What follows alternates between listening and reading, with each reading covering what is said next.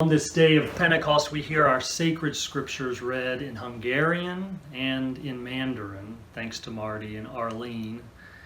And we can be astonished that this sacred text, originally written in Hebrew and Greek, has spread across the globe and been translated in over 3,000 languages now. It's somewhat mind-boggling to consider that this divine revelation, given to a handful of nomadic people in the Middle East, the Hebrews, and culminating in a single member of their tribe, is now the largest, most widespread religion across the globe.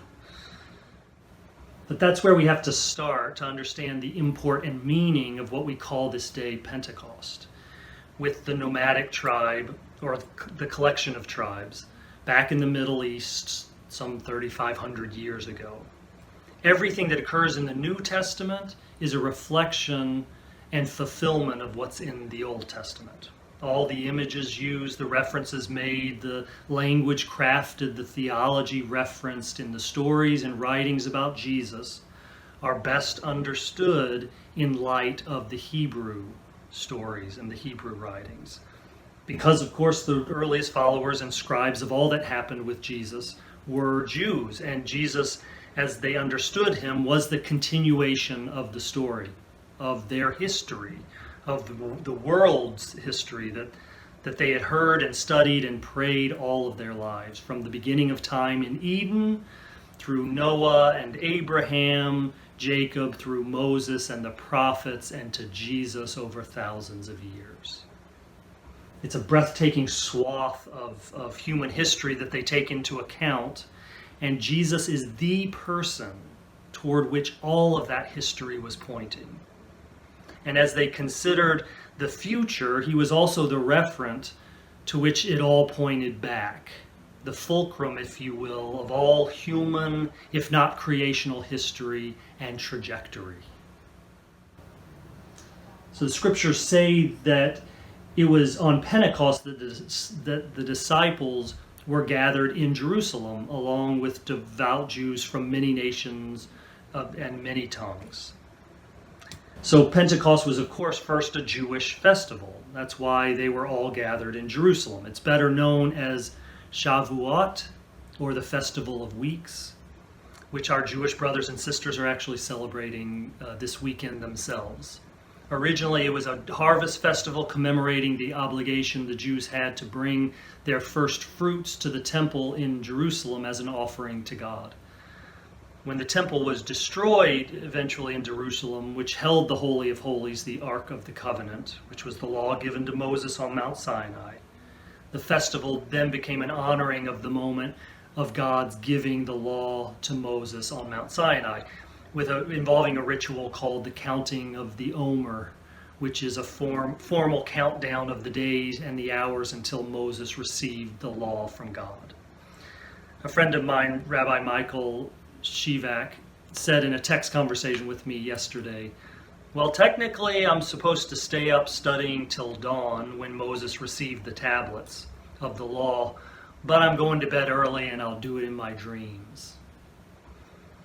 So the disciples and many other Jews were all in Jerusalem for the festival of Pentecost, which always took place 50 days after Passover.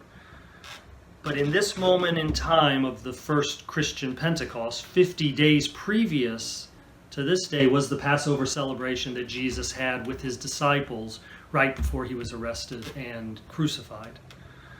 The intervening 50 days were momentous in that the followers of Jesus were having mind-blowing experiences of him resurrected from the dead and appearing all over the place.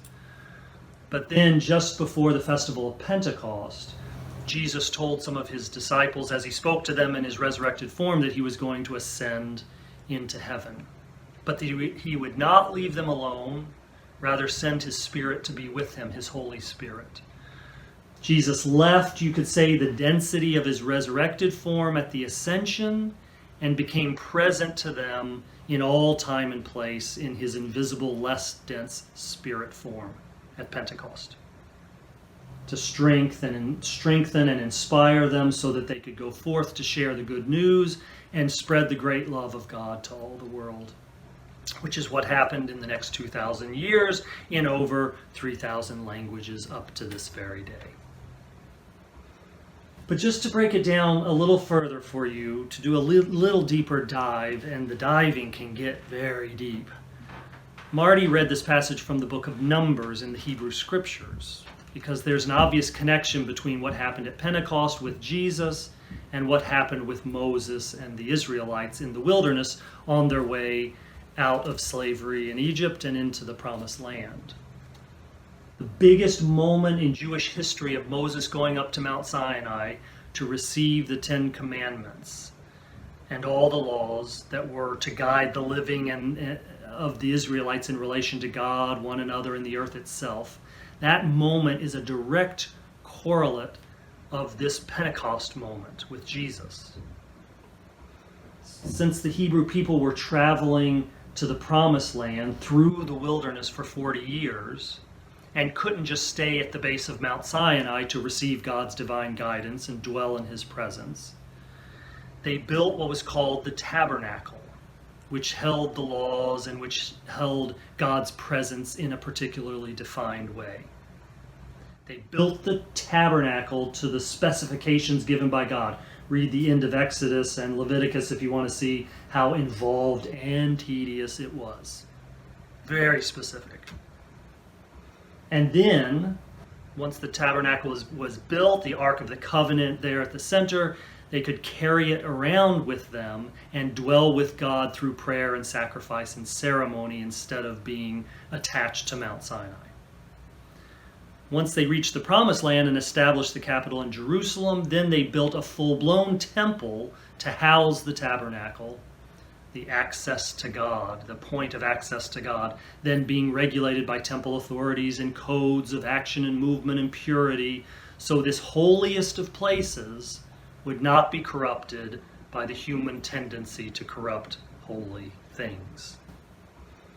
God's presence there in the tabernacle was marked by a never-dying fire, kept burning by the priests. This fire reflected the burning bush within which God spoke to Moses, and it reflected the pillar of fire that led the Israelites by night out of Egypt. And some suggest that the fire in the tabernacle also represented the flaming sword of the angel set to keep guard over the Garden of Eden once Adam and Eve were banished to the east. Tongues of flame and fire.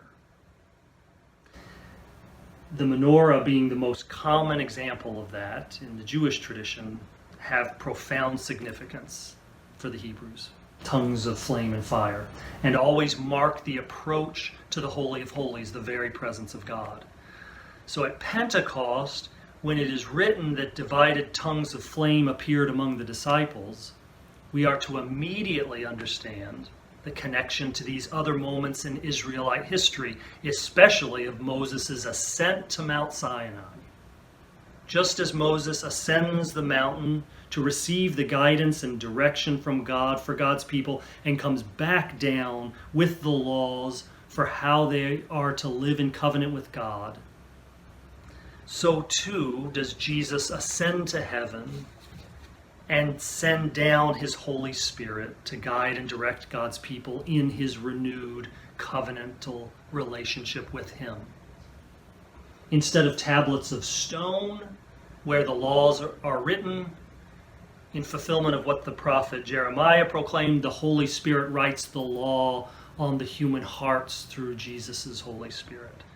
And we, the church, the followers of Jesus Christ, inspired by his Holy Spirit, become the new temple, the new tabernacle of the living God, the place of access to God, the place of dwelling with God, no longer limited by stone and mortar and exacting rites of sacrifice and prayer, but built and lived in human flesh.